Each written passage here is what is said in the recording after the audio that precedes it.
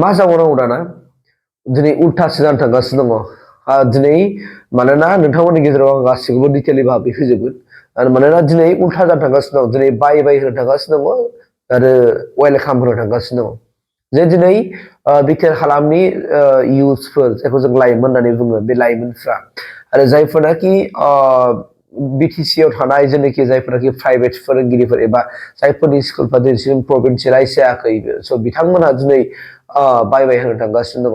आरो जायफोरनाखि रायजो राजाफोरनि थाखाय दिनै डेभेलपनि खामानि मावनांगौमोन बेखौ मावनो हायाखिसै जौगानायनि थाखाय खामानि मावनो हायाखिसै दा बेनि थाखायनो दिनै बाय होनो थांगासिनो दङ आरो सासेखौ वेलकाम होनो थांगासिनो दङ दा बाथ्राया जाहैबाय मा दिनै नोंगौ नोंथांमोननि गेजेराव दिनै मोनसे बाथ्राखौ लानानै फैदों जे कास्टम ब्रादारा दिनै मिडियाफोरनि गेजेराव मोनसे बाथ्राखौ बुंथिनानै होदों दि दिनै बिथांमोना मोनफ्रोमबो बिटिआर हालामनि बिटिआरआव गासै मोनबेसे समस्ति दङ बे समस्तिखौ बिथांमोना दिनै गिदिंजोब्बाय आरो गिदिंजोबनानै बिथांमोना दिनै मोनदांबाय जे प्रमद बर'खौ दिनै बाय होनो थांगासिनो दङ आरो हाग्रामा महिलारि सारखौ दिनै वेलकाम खालामनो थांगासिनो दङ मानोना दिनै बिटिआर हालामनि रायजो राजाफोरा माने ओरै इउथ्सफोरनिफ्राय लानानै जेसेबां माने बैसोनि सुबुंफ्रा दिनै दुखु मोनबाय बर'खौ डेभेलप खालामनो हायाखिसै आरो बिटिआर हालामाव डेभेलप खालामगोन होनना बुङोबा अनलि मोनसेल' सासेल' बेनो जाहैबाय मा हाग्रामा महिलारि बे बाथ्राखौ दिनै स्पष्ट खालामनानै होदों दा नोंथांमोननि गेजेराव बेनिखायनो बे बाथ्राखौ दिनै नोंथांमोननि गेजेराव होनो थांगासिनो दङ स' फैयोब्ला थारैनो बाथ्राया बेसेबां सैथोमोन आरो नंमारगौना नंमारा दिनै सोर दैदेनगिरि सारा एबा जाय दैदेनगिरिफ्रा बुंदों नोंथांमोननि गेजेराव आं होनो थांगासिनो दं बिदिखौ फैदो अब्ला नोंथांमोना नोंथांमोननि खोमाजोंनो खोनासंनानै जे कास्टम ब्रादारा जे थारैनो बिटिआरआव इउपिपिएलखौ माबायदि सुबुंफ्रा दिनै सिन्था सरसा खालामदों इउपिपिएलनि सायावहाय दिनै मानि थाखाय दिनै रायजो राजाफ्रा सोर बबे थाखोनि दैदेनगिरिफ्रा एबा रायजो राजा सुबुंफ्रा फोथायनाय गैयै जालांदों ज' बेनि थाखाय भिडिअखौ नोंथांमोननो होनोसै नायना लाबानो जाबाय सारा बिटिसिनि रायजो राजा बिथांमोनहा बुंगासिनो दं एबार इउपिपिएल बायबाय एबार प्रमद बर' बायबाय एबार हाग्रामा महिलारि सार वेलकाम एबार बिपिएफ सरकार वेलकाम बे जों बुंनाय बाथ्रा नङा बिटिसिआव थाङोब्ला मोनफ्रोमबो थाखोनि सुबुंफोरा बेखौनो बुङो फोरोंगिरिफोरा भेन्सार स्कुला सरकारि जानांगौमोन दा जायासै प्रमद बर'आ खालामनो हायासै ओंखायनो भेन्सार स्कुलनि फोरोंगिरि बिथांमोनहा बुंगासिनो दङ एबार प्रमद बर' सरकारखौ जेरैखि जाया बोख्लायनांगौ होननानै बिटिसिनि कन्ट्रेक्टरफ्रा खामानि दामानि मोनासै ओंखायनो कन्ट्रेक्टरफ्रा रागा जोंनानै बुंगासिनो दं प्रमद बर' बायबाय जोङो हाग्रामा महिलारि सारखौ सरकार लाबोफिननांगोन होननानै बिटिसि ओनसोलाव रायजो जानाय जाय लाइमोनफोर सेंग्रा सिख्ला बिथांमोनहा जेरैबायदि साख्रि मोननांगौमोन मोनाखै ओंखायनो दिनै लाइमोनफोरनि गोरबो आरो खुगायाव बुंगासिनो दं इउपिपिएल बायबाय आरो हाग्रामा महिलारि सारनि सरकारा फैनांगोन होननानै बिटिसि ओनसोलाव रायजो जानाय गुबुन गुबुन हारि माहारि बिथांमोनहाबो बुंगासिनो दङ जे इउपिपिएलखौ जेरैखि जाया जोङो एबार सरकारनिफ्राय बोख्लायनांगोन आरो बिपिएफखौ सरकाराव लाबोफिननांगोन मानोना बिटिसिआव गोजोन सान्थि मोनसे बिटिसि नांगौ जौगानाय मोनसे बिटिसि नांगौ आरो मोनसे मजबुत सरकार नांगौ जाय सरकारा बिटिसि ओनसोलाव रायजो जानाय साफ्रोमबो रायजो राजा बिथांमोननि दुखु दाहाखौ मिथिगौ आरो बेखौ मिथिनाय एकमात्र सासेल' बिटिसि ओनसोलाव बे जाबाय मानाव गेदेर हाग्रामा महिलारि सार ओंखायनो जोङो बिपिएफआ गामि ओनसोलाव थांनानै गोबां जों हाबाफारि लागासिनो दं दिनैबो जों उदालगुरिनि धनस्रि समस्तियाव फैनानै रायजो राजा बिथांमोनजों सावरायगासिनो दङ इउपिपिएलनि इएमफ्रा बिथांमोनहा गामिनि रायजो राजाजों सावरायनो हायाखै मानोना बिथांमोना गामिनि रायजो राजानाव थाङोब्ला मिटिं खालामनो थाङोब्ला रायजो राजाजों होसोजागोन ओंखायनो बिथांमोनहा गावबागाव क्वार्टाराव थानानै प्रेस मिट होलागासिनो दङ ओंखायनो बिपिएफ सरकाराव फैनाया खाथां जानानै दङ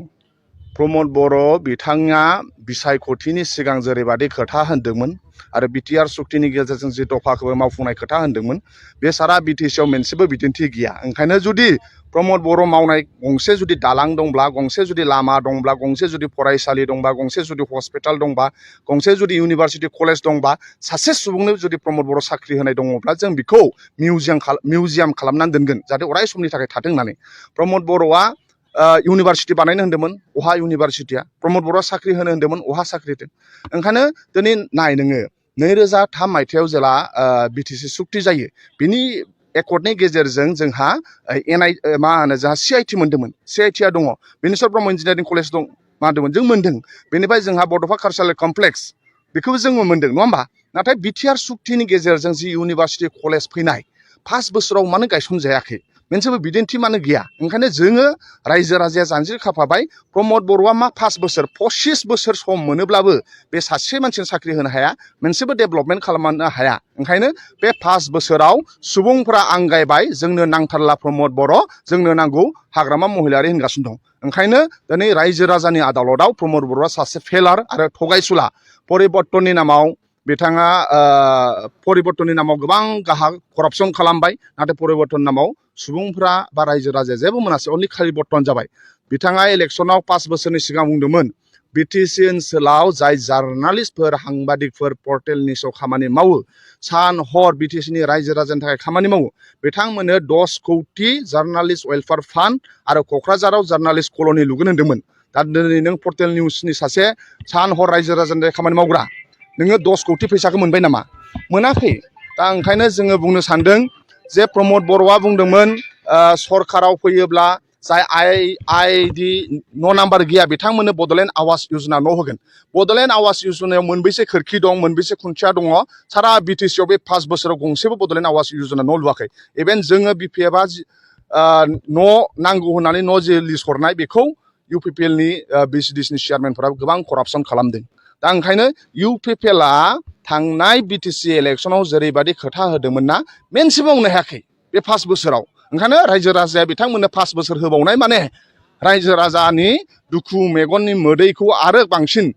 मा होनो गावखौनो गाव दुखु दाहायाव नारनानै हरनायसो ओंखायनो रायजो राजाया जानजि खाफ्राबाय फैबाय थानाय समाव बिपिएफनो भट होगोन इउपिपिएलआ भट मोना आरो प्रमद बर'खौ बिथांखौ सासे मिसलिया थगायसुला करापसन खालामग्रा आरो बिथाङा सासे फाननानै जाग्रा बे 5 बोसोर सालायनायाव बिटिसिआ गोबां खहा जाबाय दा आरो 5 बोसोर सालायबावोब्ला बियो मोनला बियो सालायनो मोनला बायसान्स जुदि गाव बिनाय बादि जुदि जायोब्ला बेयाव माने जेबो थानाय नङा ओंखायनो रायजो राजाया बेखौ आं मिन्थिखाबाय बिपिएफनो भट होगोन गामि गामि रायजो राजाया न'खर न'खर हाग्रामा गामि गामि हाग्रामा जोंनि गोरबोआव दं हाग्रामा बेखौ रायजो राजायासो बुंगासिनो दं बिथांखौ मिसलिया होननानै जोंबो सानाखैमोन आंबो बिजों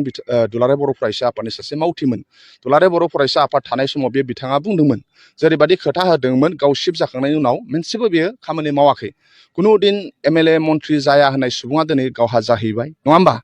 आरो गोबां परिबर्तन लाबोगोन होन्दोंमोन मोनसेबो लाबोआखै दा ओंखायनो प्रमद बर'आ सासे जे मिसलिया सासे जे बिथाङा